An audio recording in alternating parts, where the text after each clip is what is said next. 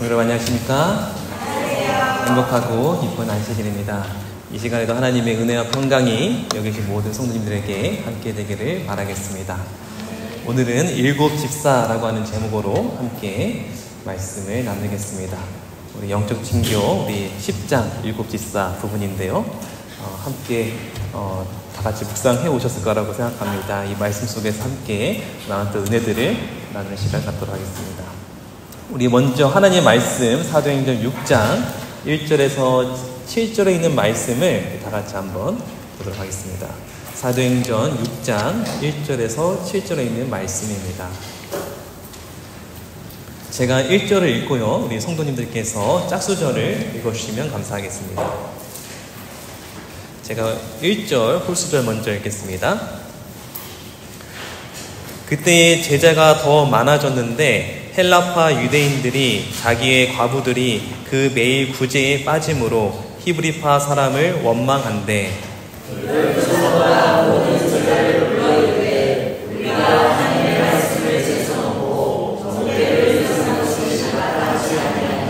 형제들아, 너희 가운데서 성령과 지혜가 충만하여 칭찬 듣는 사람 7을 택하라. 우리가 이 일을 저희에게 맡기고.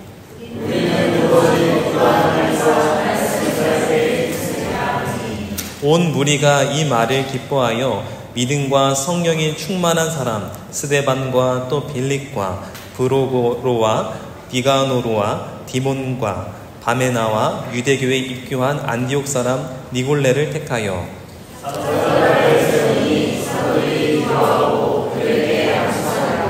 하나님의 말씀이 점점 왕성하여 예루살렘에 있는 제자의 수가 더 심히 많아지고 허다한 제사장의 무리도 이 도에 복종하니라. 아멘. 여러분, 오늘 이 본 말씀 내용은 정말 초대교회가 짧은 기간 안에 급성장하고 있는 그 시기에 한 문제가, 한 어려움에 봉착한 이야기입니다. 우리 먼저 초대교회가 어떻게 시작되었고 어떻게 성장했는지 좀 살펴보도록 하겠습니다. 우리 사도행전 1장 12절 15절을 보면 예수님이 승천하시고 난 뒤에 그들이 처음 member들이 몇 명이었냐면, 노란색 글씨에 보면 모인 무리의 수가 한 몇 명이라고 되어 있습니까? 120명, 약 120명이 초기 멤버예요. 12사도와 또 다른 여러 제자들과 동역자들 해서 120명에서 시작됐어요. 그래서 정리하면 사도행전 1장 15절 보면 120명에서 시작됐고요. 그 다음에 다락방에서 기도할 때 오순절 날 성령이 임하셔서 베드로가 설교를 하죠. 그때 사도행전 2장 41절에 보면 3,000명이 회개하고 돌아온다고 해요. 그리고 그 힘을 얻어서 구원받는 사람을 날마다 더하셨다고 사도행전 2장 47절에 나옵니다. 그리고 저번에 우리가 함께 살펴봤듯이 미문에서 안진뱅이를 고쳐서 남자만 5,000명이 넘는 사람들이 들어오는 그런 부흥의 역사가 있었습니다. 그리고 더 이어서 남녀의 큰 무리가 더 많아지는, 점점 성장하고 있죠. 그래서 제가 한번 사도행전 4장까지 사람들이 얼마나 늘었는지 한번 대략 계산해 봤습니다.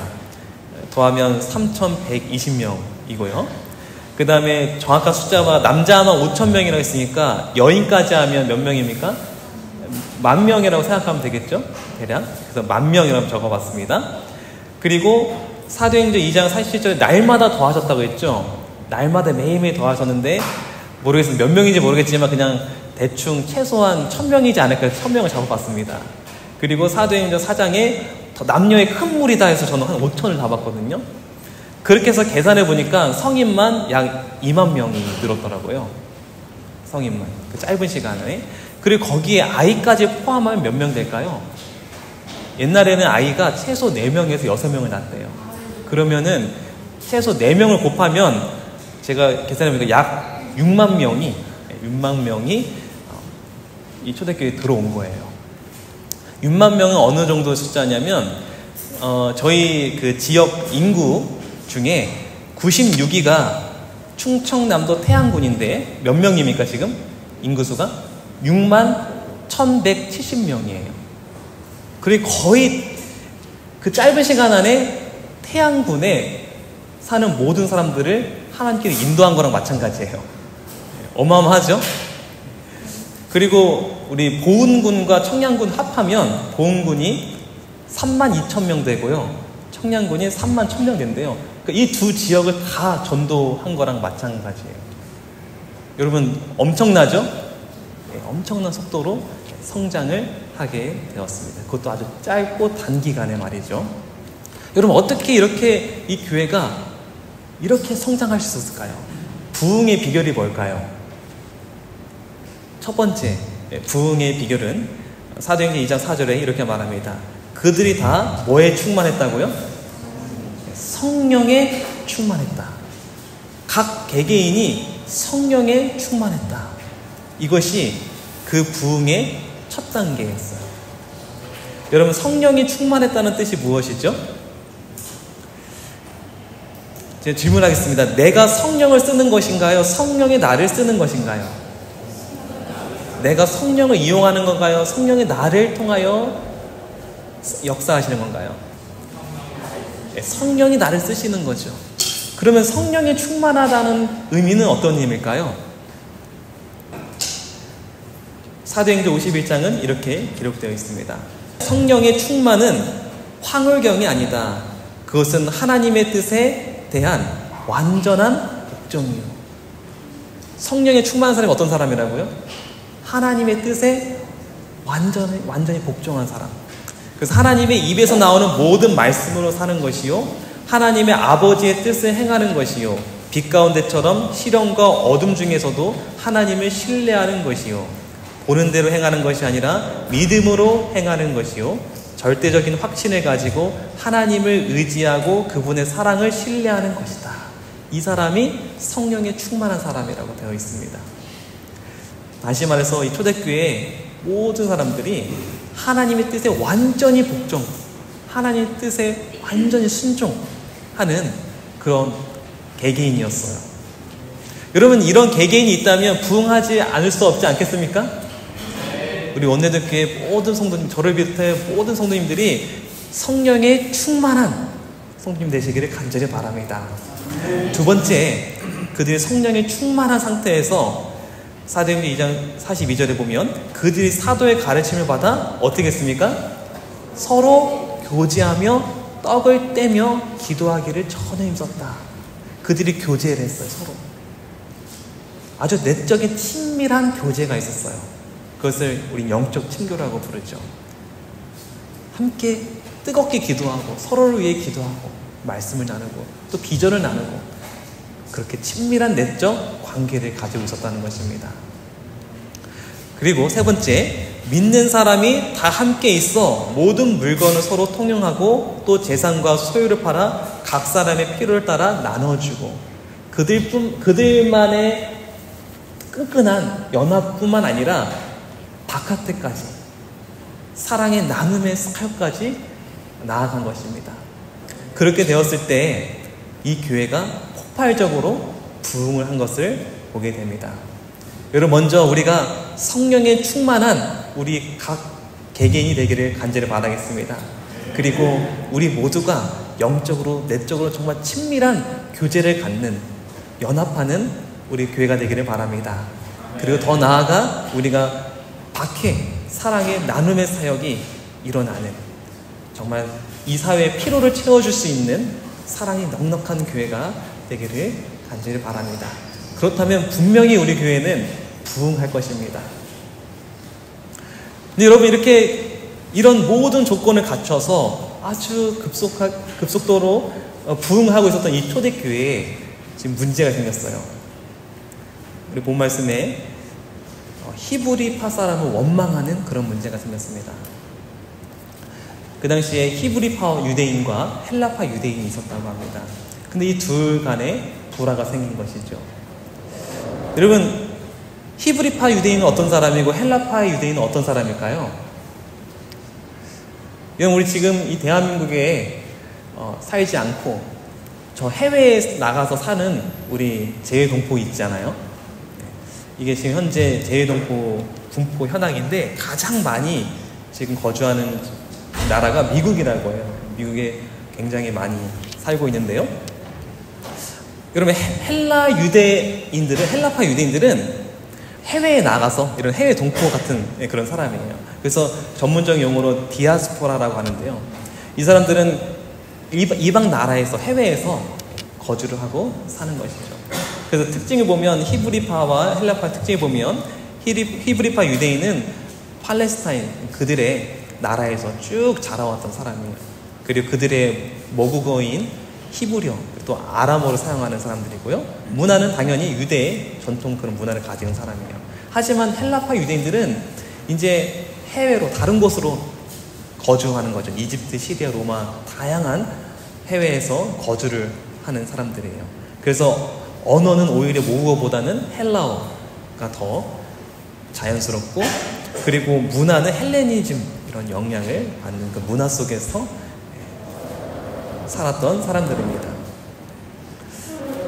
여러분 이 두 무리가 섞이는 것이 쉬웠을까요? 어려웠을까요? 조금 어려운 부분도 있었을 거예요. 그렇죠?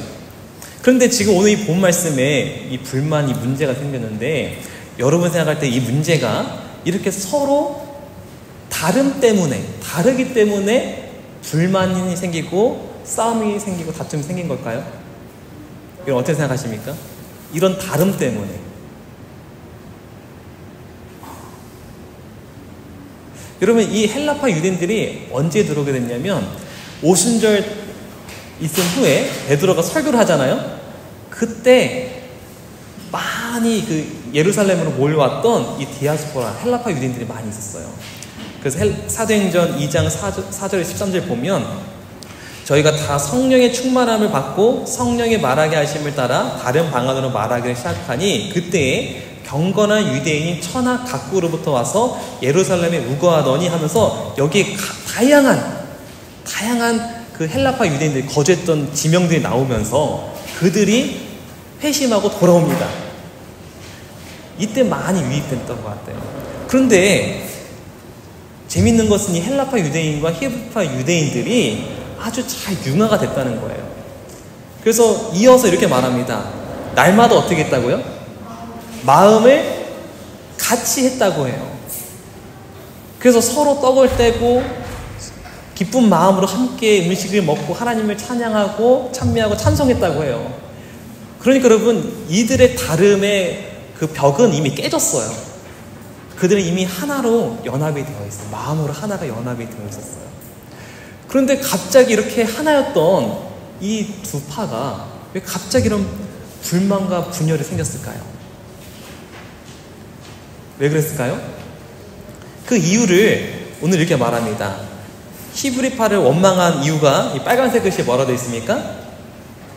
자기의 과부들이 그 매일 구제에 빠짐으로 이제 이 초대교회로 오는 많은 사람들이 가난한 사람들을 이제 구제를 하는데 특히 과부들도 많이 구제를 하는데 히브리파 사람 과부도 있었을 것이고 헬라파 사람 과부들도 있었을 거예요. 그런데 헬라파 사람들의 과부들이 구제를 못 받은 사람들이 많이 있었던 것 같아요. 그러니까 헬라파 유대인들이 어떤 마음이 들까요? 왜 잘 못 챙겨주지? 왜 우리 헬라파 사람만 못 챙겨주지? 하면서 옛날에 조금 이렇게 그런 것들이 나오면서 이제 이런 불만들이 나왔던 것 같아요. 근데 여러분 이 히브리파 사람들이요 일부러 안 챙겨졌을까요? 그리고 일부러 안 챙겨진 걸까요? 아니 히브리파 사람만 더 챙기려다 보니까 그런 일이 벌어진 걸까요? 여러분 어떻게 생각하시나요? 아까 전에 봤잖아요. 서로 마음이 하나하고 뜻을 같이 했던 그 두 파였어요. 히브리파도 어쩌면 열심히 했는지도 몰라요. 그런데 본의 아니게 헬라파 그 과부들을 못 챙겼던 일이 생긴 거예요. 여러분 혹시 이 공 이렇게 저글링 하는 거 몇 개까지 하실 수 있으신가요? 저는 3개까지는 해봤어요. 4개는 안 되더라고요. 근데 어떤 사람은 10개를 하더라고요. 10개.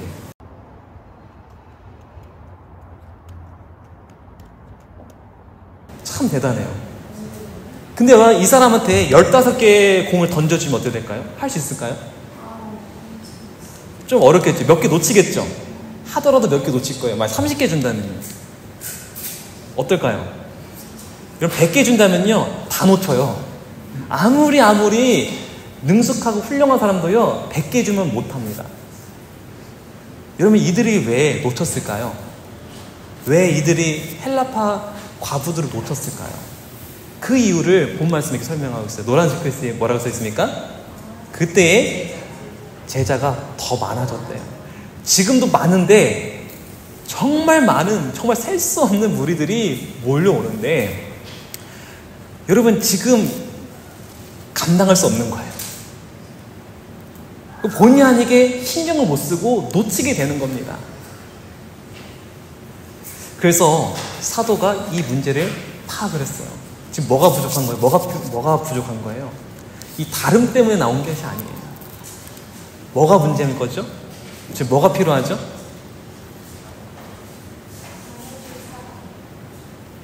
사람이 필요하죠. 함께 일할 사람이 필요했던 거예요. 초기 멤버들만 막 열심히 일을 하는데 이제 그걸로는 안 되는 거예요. 그래서 오늘 7 일꾼을 세우죠. 그래서 사도행전 6장 2절 6절 보면 7 일꾼, 스데반, 빌립, 브로고로, 니가노르, 디몬, 바메나, 니골라 이렇게 7 일꾼을 세웁니다. 그래서 이 히브리파와 헬라파의 이 문제의 중심으로 저는 이 초대교회가 전후로 나눈다고 생각해요. 이 후는 사도들이 사람을 세우는 일을 시작한 거예요. 그 전에는 어땠습니까? 그 전에는 사도들이 사람을 세우는 일 없이 열심히 맡은 일을 봉사하고 일을 한 거예요. 저는 이 히브리파 헬라파 문제 중심으로 전후로 이렇게 나눠진다고 생각해요. 여러분 그들은 단기간에 빠른 성장을 했어요. 아주 열심히 이렇게 봉사했기 때문에 일했기 때문에 단기간에 빠른 성장을 했습니다. 근데 여러분 이 상태로 장기적으로 보면 어떻게 될까요? 성장할 수 있을까 없을까요? 단기적으로는 성장할 수 있어요. 하지만 먼 미래를 바라보면 장기적으로 볼 때는 이런 형태에서 성장할 수 있을까 없을까요? 이런 형태는 성장할 수가 없어요. 나 혼자 열심히 일한다고 해서 처음에는 열심히 일하면은 성장이 있겠죠. 근데 사람을 세우는 일을 하지 못하면 그 이유는 성장할 수가 없다는 것입니다. 오늘 이 본 말씀의 우리의 가장 중요한 메시지는 나 혼자만 잘해도 된다는 게 아니에요. 우리 교회가 일꾼을 세우는 일에 실패하면 앞으로 여기서 끝인다는 거예요. 일꾼을 반드시 우리가 세우는 일을 해야 된다는 것입니다. 통계에 의하면 잘 훈련된 목사 한 사람이 감당할 수 있는 수가 40명에서 60명이래요. 그래서 40명에서 60명 교회 한 목사가 다 할 수 있대요. 그래서 예배 인도 기도 다 할 수 있고요. 말씀도 할 수 있고 안실학교도 운영할 수 있고요. 교과도 다 할 수 있고 차량 운전, 순서지, PPT 다 만들 수 있어요. 또 점심 식사도 하라면 할 수 있대요. 60명까지는. 그 말씀 교수도 하고 집집 방문 다 하고 교회 행사 다 하고 그러니까 60명까지는 최대한 60명까지는 다 한 명이 다 커버를 할 수 있대요. 근데 그 넘어가면 못 한대요. 그러니까 한 사람 역량이 그렇다고 합니다. 근데 제가 연차가 낮아서 교회를 많이 맡지는 않았지만 제가 지금 원대등교 4번째 교회입니다. 새 교회를 다녀왔는데요. 첫 번째 교회는 60명대 교회였고요. 두 번째 교회는 20명대 교회였어요. 그리고 세 번째 교회는 10명대 교회였는데 두 번째, 세 번째는 제가 액트를 맡았기 때문에 목회자가 없는 겸임교회를 맡았기 때문에 그렇게 되었습니다. 근데 제가 보니까 아까 한 명이 몇 명까지 다 할 수 있다고요? 네, 60명. 그러니까 여러분 1번부터 3번 제가 세 교회를 다 맡았는데 마음만 먹으면 저 혼자 다 할 수 있는 교회예요. 근데 그러다 보니까 제가 실제로 혼자 열심히 하는 목회자가 되더라고요. 혼자 열심히 하는 목회자. 특별히 첫 번째 교회는 그나마 좀 교인 수가 있어서 여러 가지 다양하게 서로 배분하면서 맡아서 했는데 두 번째, 세 번째 교회는 쉽지는 않았어요. 두 번째 교회는 일단 장로님이 계시지 않았어요. 그리고 남집사님이 딱 한 분밖에 없었어요. 그러니까 그 예배를 인도하거나 그런 걸 제가 다 인도를 했어요. 제가 인도하고, 기도도 제가 하고, 설교도 제가 하고, 그리고 교과도 제가 가르치고, 차량 운전부터 제가 했던 것 같아요. 그러니까 혼자 열심히 목회를 했던 것 같습니다. 10명 교회는 뭐 설명 안 해도 똑같죠. 그렇게 혼자 열심히 그렇게 목회를 했던 것 같습니다. 근데 제가 오늘 이 본 말씀 보니까 제가 참 잘못했다는 생각이 들어요. 아무리 작은 교회더라도 이 목회자가 혼자 열심히 하는 게 잘하는 게 아니라는 사실을 제가 알게 되었습니다. 여러분, 어떤 게 잘하는 걸까요? 혼자 열심히 하는 게 아니라 어떻게 해요? 함께 우리가 짐을 나눠지면서 함께 사람을 세우면서 나아가는 것이 정말 건강한 교회였다는 생각이 들어요. 근데 제가 이렇게 하다 보니까 제가 그렇게 배어 있었어요. 보니까 혼자 열심히 하려고 하는 그런 목회자로 제가 꼴찌어 마신 것 같아요. 근데 보니까 그것이 저의 목회에 어쩌면 바꿔야 하지 않을까, 저의 생각과 마음을 바꿔야 하지 않을까, 그런 생각을 했던 한 주였던 것 같아요. 최근에 저희 교회에서 성장과 이런 걸 좀 지켜보면서 제가 고민했던 것이 있었습니다. 제가 처음 교회 왔을 때 우리 청년반이 한 4, 5명 정도 됐었어요. 근데 지금은 정말 하나님 은혜로 한 10명에서 16명까지 성장하게 되었어요. 그리고 어린이반도 5명이었는데 9명에서 10명까지 저번 달까지 그렇게 이제 리온이와 이제 하온이가 이사를 가는 바람에 또 그 친구들이 또 다 이제 안 나오는 바람에 지금 이제 오늘은 3명인데, 어쨌든 그 전에는 9명, 10명이었어요. 그래서 제가 이제는 이제 어린이도 우리가 활동을 해야 되겠다 해서 어린이 거점교회 신청을 하고, 패스파인더 조직하려고 다 계획을 하고, 오승원 집사를 이제 개척 대장까지 교육을 시키려고 다 등록까지 다 했습니다. 그 첫 번째 교육까지 다 들었는데 이제 떠나게 되니까 갑자기 어린이들 이제 줄어들어서 지금 아쉽긴 하지만, 그런데 그 전에 제가 그런 고민을 했어요. 이제 청년반도 성장하고 어린이반도 이제 해야 되는데, 이제 오후 활동을 보니까 제가 청년반을 맡고 있지 않습니까? 청년반을 맡고 있는데, 그렇다면 어린이반은 어떻게 하지? 어린이반은 좀 이렇게 봐줘야 되는데, 그리고 또 작년 소그룹이 있는데 또 신경이 쓰이는 거예요. 이것도 봐줘야 되는데, 근데 저는 몸이 하나잖아요. 청년, 어린이, 이 작년 그룹을 어떻게 해야 되지? 이게 정말 고민이었어요. 그런데 제가 오늘 이 본 말씀 읽으니까 제가 이렇게 하는 고민이 이유가 저 혼자 하려고 했기 때문이었던 것 같아요. 하나님이 그 생각을 바로 잡아주신 것 같아요. 혼자 하면 어렵죠. 그러나 누군가가 함께 맡아주고 같이 나아간다면 이 사역을 감당할 수 있을 거라는 그런 생각을 하게 되었습니다. 단기간은 성장할 수 있어요. 하지만 장기적으로 볼 때는 이런 형태는 안 된다는 거예요. 장기적으로 볼 때는 혼자 열심히 하는 목회가 아니라 사람을 세우는 목회가 되겠다, 그런 생각을 하게 되었어요. 제가 그렇게 고민하고 있었을 때 너무나 우리 장로님과 지사님께 감사드린 것은, 정말 자발적으로 이 소그룹을 오후에 남으셔서 이렇게 하고 계신 모습이 얼마나 저는 아름답고 감사한지 모릅니다. 우리 이 장년반 소그룹이 이렇게 잘 정착이 되어서 또 성장하게 나가면 얼마나 좋을까 생각이 듭니다. 그리고 우리 다정반, 친절반, 온유반, 우리 장로님들, 리더분들 정말 하나씩 잘 맡아주셔서 감당해 주셔서 얼마나 감사한지 몰라요. 그리고 우리 청년반도 지금 리더들이 있어서 교과를 알아서 진행을 합니다. 제가 얼마나 감사한지 몰라요, 우리 청년 리더들한테. 그리고 여러분 잘 아시다시피 우리가 특창도 배분했지 않습니까? 다정반, 친절반, 온유반, 청년반, 5째 주는 어린이반 지금 다 하고 계시잖아요. 이것이 제가 시켜서 한 것이 아니라 자발적으로 했다는 것이 너무나 저는 감사해요.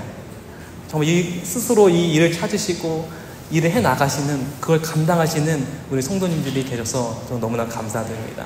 그리고 집사님들 파트락 준비하시는데 얼마나 힘드십니까? 다 분배해서 맡으시고, 또 수석사님께서 다 이렇게 배분해 주시고, 너무나 수고가 많고, 또 그전에는 설거지까지 다 하지 않으셨습니까? 근데 지금은 정말 감사하게도 우리 청년들이 또 설거지를 또 맡아서 하고, 또 우리 장로님 또 남집사님들이 또 설거지를 맡아서 해주시고 얼마나 감사한지 모릅니다. 그리고 우리 청년반이 또 이렇게 잘 구성이 되어 있어요. 우리 청년반도 임원들이 다 있습니다. 지금 청년회장으로 우리 관용 씨가 있는데요. 지금 이 순서는 파자마 파티를 하는 순서였어요. 근데 이거를 계획을 우리 임원들이 다 계획을 한 거예요. 제가 뭐 이렇게 하라 저렇게 하는 게 아니라 다 임원들이 알아서 계획을 하고 다 해서 청년반 운영을 하고 있습니다. 이렇게 한 사람 한 사람 맡은 것이 분배가 되고 맡은 것에 같이 나아간다면 우리 교회가 분명히 큰 성장이 있을 거라고 생각이 들어요. 지금도 우리가 지금 잘 하고 있는데 앞으로 더 이 일이 잘 진행되면 좋을 것 같습니다. 그래서 우리 교회가 몇몇 사람에게만 의존되는 교회가 아니라 정말 사람이 세워져서 정말 다양한 사람들이 책임을 맡고 나아가는 그런 교회가 되기를 바라겠습니다. 근데 여러분, 우리가 이 사람을 세우는 일이 정말 중요하다고 느껴져요. 그것도 중요하지만 또 우리가 어떤 사람을 세워야 되는가, 그것도 중요한 것 같아요. 그럼 어떤 사람을 세워야 될까요? 어떤 사람을 세워야 될까요? 사도행전 6장 2절에는 이렇게 말합니다. 다 같이 읽어볼까요? 시작.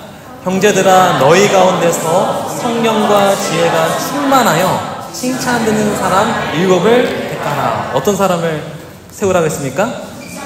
성령과 지혜가 충만한 사람, 그리고 칭찬 듣는 사람. 여러분, 이런 사람을 세우라고 했어요.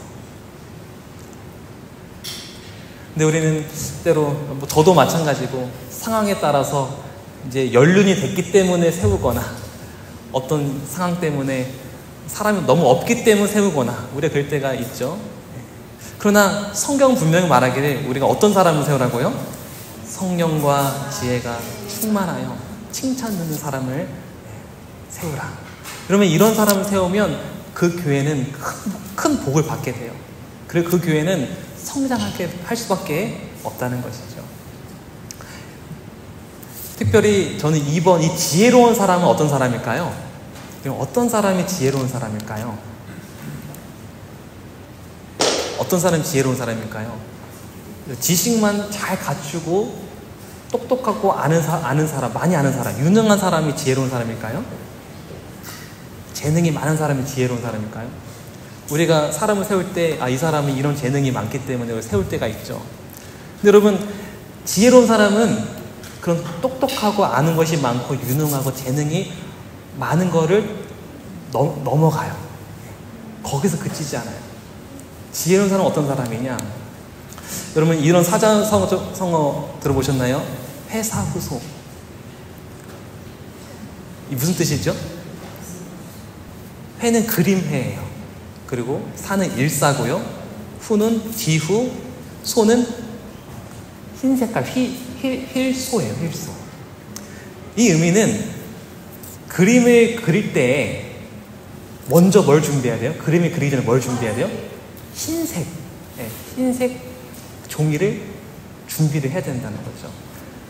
다시 말해서 모든 일에 기본을 잘 갖춘 후에 실행해야 된다는 거예요. 그러니까 아무리 재능이 많고 아무리 아는 것이 많고 그래도 먼저 뭐가 중요해요?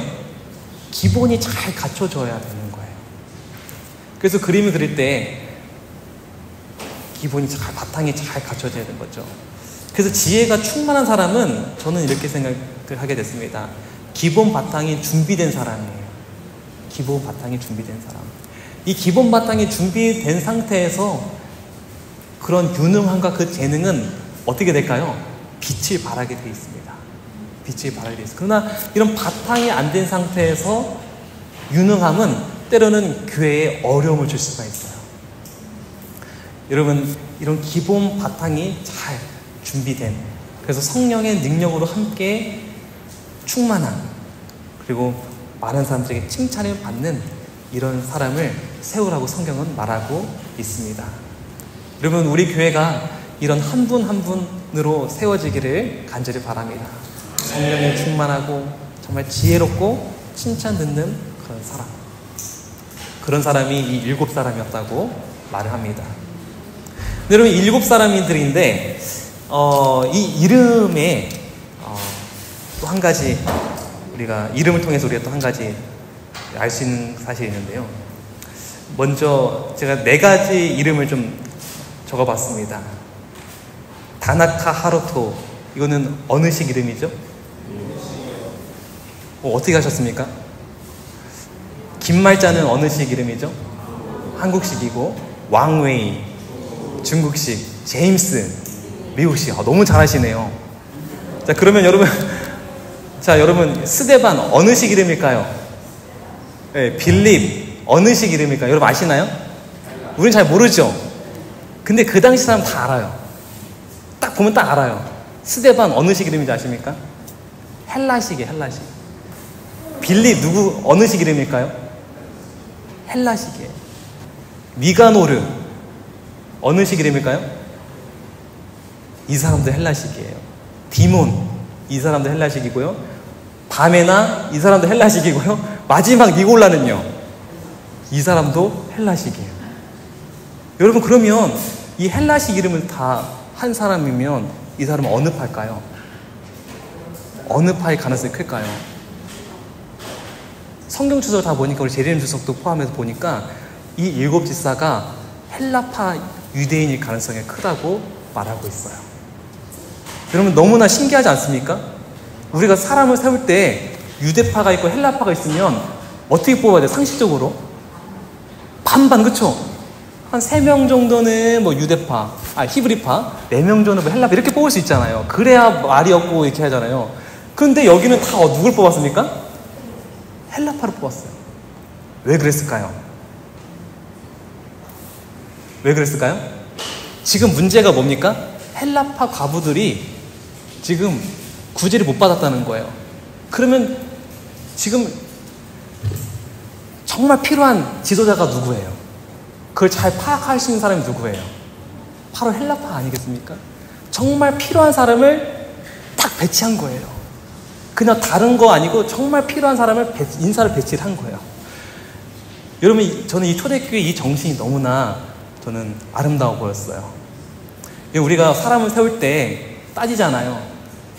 이런 거 배려, 이런 거 따져다가 정말 실제 필요한 사람을 못 배치할 때가 많아요. 그러나 초대교회는 그런 게 없어요. 정말 필요한 그 사람을 정말 세우는 그런 교회였다고 합니다. 그래서 이 7사람, 헬라파 사람을 세운 것을 온 무리가 이 말을 듣고 어떻게 했습니까? 기뻐했대요. 어떻게 보면 요즘에 그 대통령이 인선하지 않습니까? 정말 어떤 사람이 인선해야 되는지, 근데 인맥 때문에 이 사람을 배치하고 뭐 때문에 배치하고 이렇게 하면 안 되잖아요. 그렇죠? 근데 우리 초대교회는 그것이 아니라 정말 필요한 사람, 배치해야 될 사람을 딱 배치를 하는 모습이죠. 그래서 그렇게 되었을 때 하나님께서 큰 축복을 내려주셔서 이렇게 되었다고 우리 결론을 내립니다. 우리 빨간색 글씨 다 같이 읽겠습니다.